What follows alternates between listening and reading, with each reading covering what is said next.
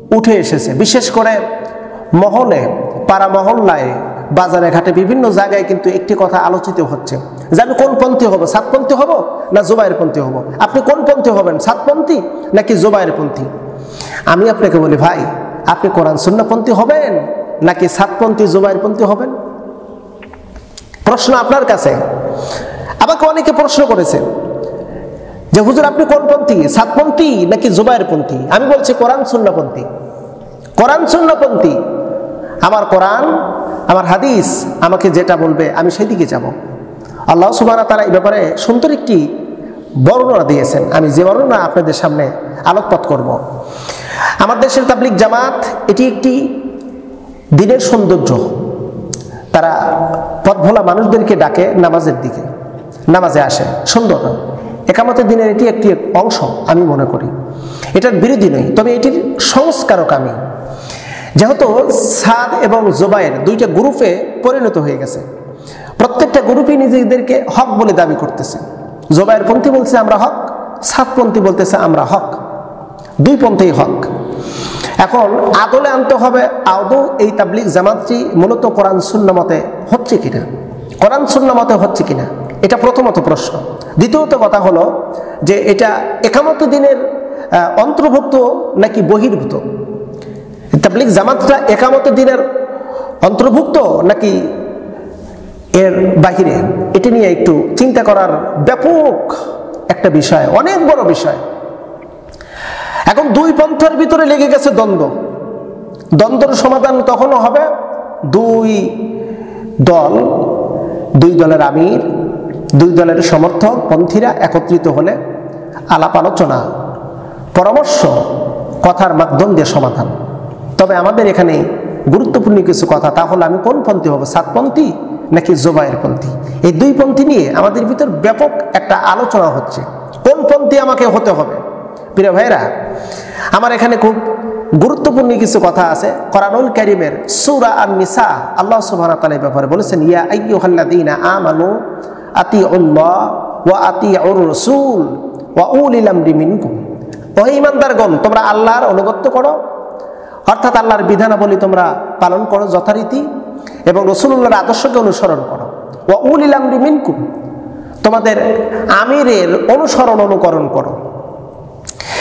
গুরুত্বপূর্ণ একটি কথা, তা হলো আল্লাহ পাক এখানে তিনটি শব্দ উল্লেখ করেছেন। একটি করেছেন আল্লাহ, দ্বিতীয়ত রসুল, তৃতীয়ত আমির।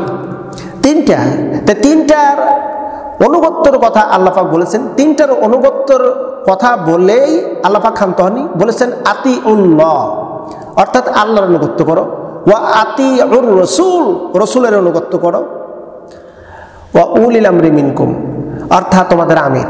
আমিরের আগে আতিউন শব্দটা আল্লাহ পাক ব্যবহার করেননি। কেন করেননি?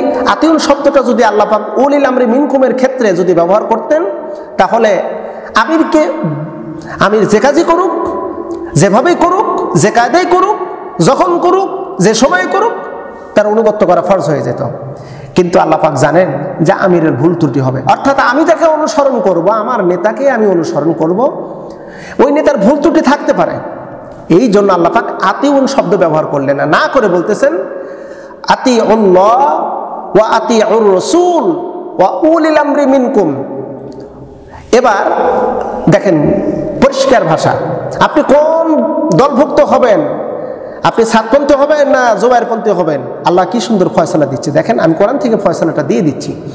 আল্লাহ পাক বলতেছেন ফাইন তানাজাআতুম ফি শাইইন, যদি তানাজা শব্দটির অর্থ হলো গোলমাল, মতনৈক্য, অর্থাৎ আমি গোলজার একটি কথা বলতেছি, আমার কথাটা পছন্দ হচ্ছে না, আমার কথাটা পছন্দ না হলে এড়িয়ে যান, আপনাকে পালন করতে হবে না। আল্লাহ পাক বলছেন ফাইন তানাজাআতুম, যদি মতনৈক্য হয়, যদি কোনো প্রকারের সন্দেহ সংশয় হয় এবং কথার দ্বারা ফিতনা ছড়িয়ে যায়, আপনি ওই আমিরের কথা আপনাকে আর শোনার কোনো সুযোগ নাই, মানার কোনো সুযোগ নাই। ফাইন তানাজাআতুম ফি শাইইন, যদি কোনো বিষয়ে মতনৈক্য হয়, সাতপন্থী জুবায়েরপন্থী লেগে গেছে দ্বন্দ্ব, এখন আমার করণীয় কি? এখন আমার করণীয় হলো, এটা আমি আপনাদেরকে একটু দৃষ্টান্ত, এক্সাম্পল, মানে মিসাল, আমি দৃষ্টান্ত দিচ্ছি। এটাকে অ্যাপ্রুভেট, নট অ্যাপ্রুভেট, এনিবডি, আপনারা এটা কিন্তু সহজে এটাকে প্রাধান্য দিবেন না, বরং এটাকে নিয়ে একটু চিন্তা গবেষণা করুন। চিন্তা গবেষণা করলে কিন্তু সঠিকটা আপনার কাছে চলে আসবে। সেটা কি? তাহলে একটু ভাবুন। আল্লাহ পাক বললেন, যদি এরকম সমস্যা হয় তাহলে ফিরে আসো। ফাইন তানাজাআতুম ফি শাইইন ফারুদ্দুহু ইলাল্লাহি ওয়ার রাসূল। ফারুদ্দুহু, তুমি ফেরাও, তুমি এবং তোমার স্বগোষ্ঠীদেরকে ফিরাও। কোন দিক থেকে? সাতপন্থী, জুবাইরপন্থী, সব পন্থী বাদ দিয়ে দাও, এবার ফিরে আসো ইলাল্লাহি ওয়ার রাসূল, আল্লাহ এবং রাসূলের বিধানের দিকে ফিরে আসো। ওয়া ইন কুনতুম তুমিনুনা বিল্লাহি ওয়াল ইয়াউমিল আখির, তুমি যদি আখিরাতের প্রতি বিশ্বাস স্থাপন করো, আল্লাহর প্রতি বিশ্বাস স্থাপন করে থাকো, তাহলে তুমি আল্লাহ এবং রাসূলুল্লাহর বিধানের দিকে ফিরে আসো। সাতপন্থী হবেন নাকি জুবাইরপন্থী হবেন, এবার আপনি এটা নিজের কাছে প্রশ্ন দিলেন। প্রশ্নটা আপনি যথারীতি চিন্তা ভাবনা করে পালন করা শুরু করে দেন। প্রিয় ভাইরা, আমরা এই কথা বিশ্বাস করি, আল্লাহ সুবহানাহু ওয়া তাআলা আমাদেরকে এই দুনিয়া পাঠিয়েছেন একটু আখিরাতের পুঁজি অর্জন করার জন্য। শুধু আমি নিজে করলেই হবে না, বরং আমার আরেক ভাই যাতে করে সে ব্যবস্থাও করতে হবে। এজন্য রাসূল বলছেন, বাল্লিগু আন্নী ওয়ালাউ আয়া, আমার পক্ষ থেকে একটি আয়াত মানুষের দ্বারা প্রচার করে দাও। কিন্তু বর্তমান প্রচলিত যেই তাবলিগ, সয়াশনের তাবলিগ, এই তাবলিগের ব্যাপারে অনেক কথা আছে। এই তাবলিগটা কি একামতে দিনের অন্তর্ভুক্ত? এই বিষয়টা নিয়ে যদি প্রশ্ন আসে, জবাব আসবে, এই তাবলিগ জামাত একামতে দিনের অন্তর্ভুক্ত না। তাবলিগ জামাতের কোনো মুরব্বী, কোনো ব্যক্তি কথা বলে না যে আল্লাহর জমিন, আল্লাহর দিন বাস্তবায়ন করতে হবে, এ লক্ষ্যে কাজ করতে হবে।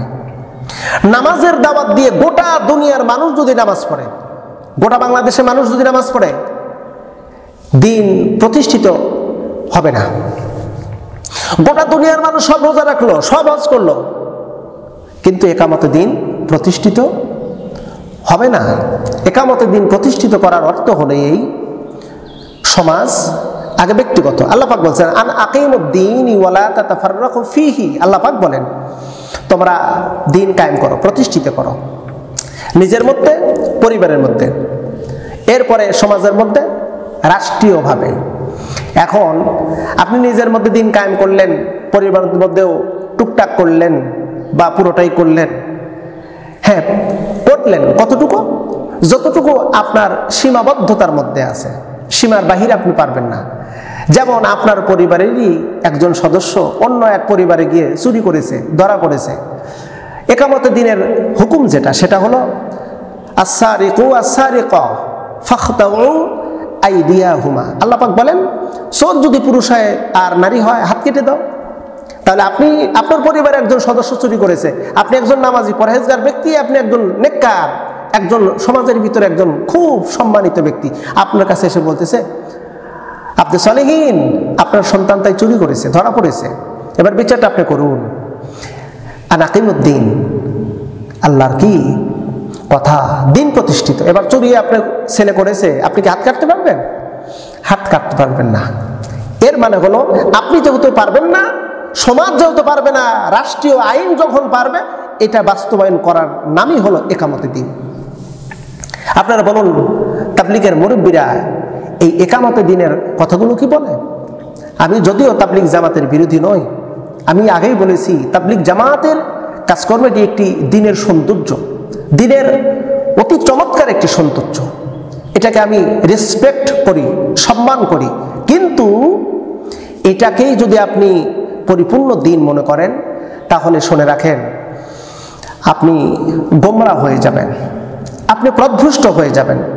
হ্যাঁ, আপনি যদি এটাকে যদি সৌন্দর্য মনে করে চলেন, আলহামদুলিল্লাহ, কিন্তু এর ফাউন্ডেশন যেগুলো আছে, মৌলিক যে বিধানগুলো আছে, এটাকে যদি আপনি গ্রহণ না করেন, গ্রহণ করার চেষ্টায় যদি না থাকেন, তাহলে কিয়ামতের ময়দানে আল্লাহর কাছে জবাবদিহিতা করতে হবে।